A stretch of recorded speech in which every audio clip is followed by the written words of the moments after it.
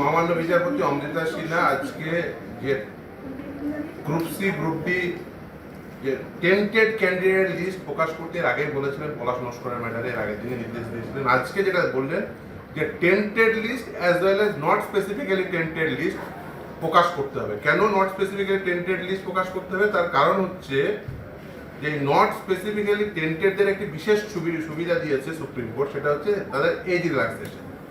এই যে ক্যান্ডিডেটরা যারা মামলা করেছিল তারা 2016 সালের গ্রুপ সি গ্রুপ ডিতে পার্টিসিপেট করেছিল, তারা ওয়েট লিস্টেড ক্যান্ডিডেট ছিল। সরকার, এসএসসি এবং বোর্ডের করাপশনের জন্য তারা চাকরি পায়নি। যদি করাপশনটা না হতো তাহলে তারা চাকরি পেয়ে যেত।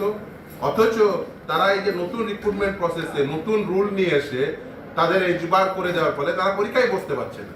আজকে মহামান্য বিচারপতি বলে দিয়েছেন যেহেতু নট স্পেসিফিক্যালি টেন্টেডদের সুপ্রিম কোর্ট এই এজ রিল্যাক্সেশন সহ সুবিধা দিয়েছেন যাতে তারা পরীক্ষায় পার্টিসিপেট করতে পারেন। সেই জন্য এসএসসিকে নির্দেশ দিলেন টেন্টেড লিস্টের সঙ্গে নট স্পেসিফিক্যালি টেন্টেড লিস্ট সেটাও প্রকাশ করতে হবে এবং তাদের এজ রিল্যাক্সেশন দিয়ে তাদের অন্যান্য সুবিধা দিয়ে এই নতুন রিক্রুটমেন্ট প্রসেসে তাদের পার্টিসিপেট করতে দিতে হবে।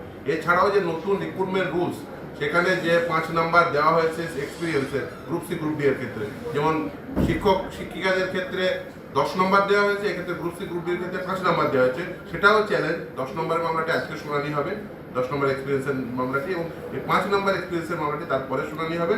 রুল তার সাংবিধানিকতা, তার সাংবিধানিক বৈধতা চ্যালেঞ্জ আছে, সেটা শুনানি হবে আগামী 6 তারিখ। এবং ইন দ্য মিন হোয়াইল এই এসএসসিকে tainted list as well as not specifically tainted list প্রকাশ করতে হবে। নট স্পেসিফিক্যালি টেন্টেডের মধ্যে যারা আসবেন তাদের এজ রিল্যাক্সেশন দিয়ে, অ্যাপ্রোপ্রিয়েট এজ রিল্যাক্সেশন দিয়ে তাদের অ্যাপ্লিকেশন।